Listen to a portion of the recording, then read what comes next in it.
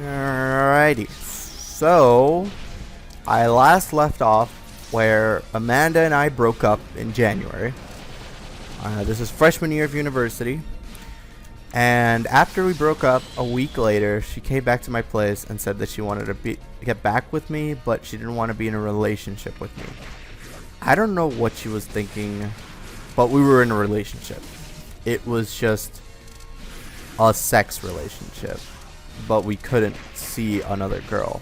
Basically, the rules were if we met another girl, this would end, but if we didn't meet another girl or another guy or whatever for her, we would continue going through this because we just had like this connection that I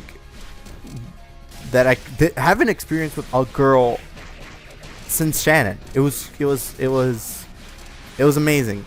I explained to her the whole Shannon thing too, and she told me that she was happy that I could be looked upon as like a significant girl in her life, and that meant a lot to me. But after the breakup and the whole thing, I felt used because I wanted to be in a relationship with her a lot more. I felt like I had to repent for what I did before a lot more than I had.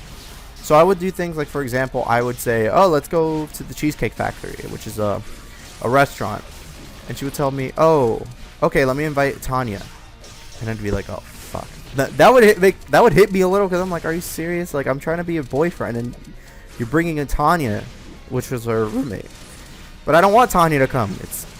It's for us. We should be going out on these dates. But she felt like it wasn't serious, which it's fine. It's whatever. It's okay. So I started to talk to a girl in my hallway. Her name was Kara. The reason why I started talking to her was because she got me into Pokemon. This is when I started getting into Pokemon competitively. And she started hanging out with me a lot more, and it was basically, I was like, oh yeah, like Kara's like a really good friend of mine. And Kara and I weren't really in trying to get with one another kind of thing, because Kara made it very, very clear to me that she liked rich guys who were white and had like a geeky personality to them. And I told her that her physique isn't going to call those kind of guys. She wasn't that attractive. So I don't know why she was doing that. And yeah, that got her to cry and stuff. But I think that's what got her to come back more, was so that, because she liked that feeling that like someone would tell her, listen, the world isn't just your plaything. You need to actually go for guys who are actually going to like you. And that, like, I think pushed her to like me a little more. Not only that, but because we both liked Gundam. Gundam is like still my favorite anime / mech series ever. I don't care. Though nowadays it's not as good as it was before. It's always been my favorite thing. It got me interested in chemical engineering, so that will always be my thing. So Kara didn't know that I also was going out with anyone, because I didn't announce any of these things on Facebook. I didn't use any of that for that. And this is how it would go down. I would go see Amanda throughout the day. I would hang out with Kara during the midday, and if Amanda wanted me to hang out with her at the end of the day, I would go sleep over there. And if I didn't, I would sleep with Kara. I would try to get with Kara. And Kara was very kinky in a sort of way. Like, she was just very nasty. I don't know what's the best way to describe it. She was just very like sex oriented. But she never had sex before. She was just into pornography so much. And I didn't think Kara was that attractive, honestly, but I felt like I wanted to teach her the ways of actually having sex and stuff. So I wanted to just like teach her. I don't know. I started becoming more and more like the person that I didn't want to become. And I was just manipulating her, basically. Because the way that I saw it was like Kara had the potential to love me so I used her for that. But Amanda was more of like someone that I fell in love with, and I think that was the reason. That's the revolution that I was going on with. With Rosemary, I fell in love with at the end. Laureen, she fell in love with me, and I kind of like that. With Rebecca, she fell in love with me, but I think I fell in love with Nessie, even though I wanted to meet her because she just looked so hot in her pictures. She didn't look hot, but she just looked very attractive. But when I found out that that wasn't her, then that changed, obviously. And with Amanda and Kara loved me, but I loved Amanda.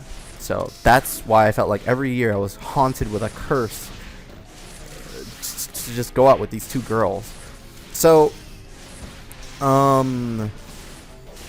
yeah, the Kara thing didn't last too long. I actually ended up breaking Kara's heart like 20,000 times. The reason why I say that was like she kept on coming up to my room thinking that we would have sex, and I would tell her no, like no, I have a relationship right now, or no, like your life, you can't really have sex with me right now, like I'm too busy, and that would break her heart to the point where she would send me letters under my door, and she would be like, she described me as a poisonous person, someone who every time, or I think I described it to her that I'm a poisonous friend, that like the problem with me is that I'm very addictive to hang out with, but at the same time I'm always looking for a way to kind of fuck up her life inadvertently for my own pleasures. I don't know, it was very confusing. The funny thing about the whole story was that both of these girls found out that Kara found out that I was going out with Amanda. Amanda found out that Kara was trying to get with me, so she was like, oh, I'm gonna fuck her up. And I was like, yes, I'm gonna use this to my advantage. I'm gonna try to get Amanda to get really jealous so that she could fall in love with me. Then I'll drop Kara, and then I'll be with Amanda, because that's who I wanted to be with. So yeah, so I tried that, didn't work out clearly. What ended up happening was that I told Kara that right now I cannot, because I felt really bad for her. Like my conscience was just too much. Like I was just like, I can't do this to this girl. And also friends were telling me like I shouldn't do this, like whatever. And I was also getting even more greedy because there was another girl in my hallway who I was super interested in, who I wanted to do the same thing with. So yeah, so I dropped Kara. I told her next year, you know, we'll see what happens.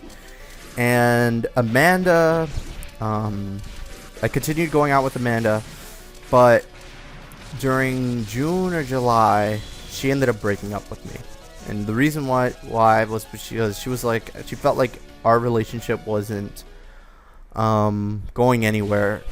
And I'll blame this more on her than me, because the way that she would describe our relationship was, if we were hanging out, for example, and we had nothing to talk about, she would point that out. She would tell me, there's nothing to talk about with you. There's like, I can't really talk anything about with you right now. Like, there's nothing new. Like, we're just basically boring people. We should just move on. I was like, I understand that you're being very blunt with me, but not in every relationship. I'm not like, you're not expected to have like a conversation, a full-blown conversation, and just talk for 20,000 hours. Like, we've done that already. We've hung out way too long, like too much. We would always sleep with one another, so we would always talk about things. So I don't know why that's apparent to you, and that's why that's a big deal to you. So we just broke up because of that. But in my heart, I still wanted to be with her. I still wanted her. Yeah, so what ended up happening with that was we never got back together. I'll skip through a little bit with the time period, but in sophomore and junior year, I've tried to talk to her. I went to get coffee with her once. Nothing happened. I wanted to become her friend mostly, but in the end, I wanted to be with her. Senior year, even I went back and I tried to get with her, because I'll honestly say that I think that was the second love that I had, was Amanda. And I can't understand why, I think it was just that I had so much time with her that I felt so accustomed to how she was, and we just had so much in common. She was basically like me too. She was a very blunt person, but also very naive, I thought, which I was as well. Obviously, I'm clearly a naive person. But it just didn't ended up working out. I think what happened was that she found out what had happened between us, and I think she also found out that I had basically cheated on her with Kara, and I also made out with a girl in December, so that might have, I think that someone told her about that kind of stuff, because I don't know, I didn't tell her, someone must have told her, and now she doesn't even want to talk to me. So yeah, so then I guess next time we will talk about Nessie one last time. I mean, Nessie was the last, like, sophomore year. I got like a lot more serious. I think next time let's talk about Claire.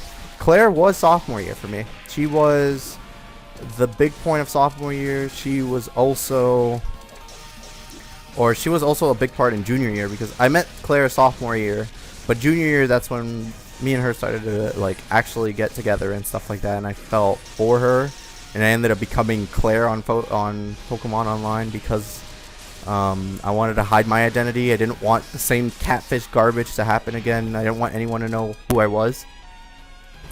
So yeah, I guess next time we can talk about Claire. So yeah, I'll see you guys later. Take care.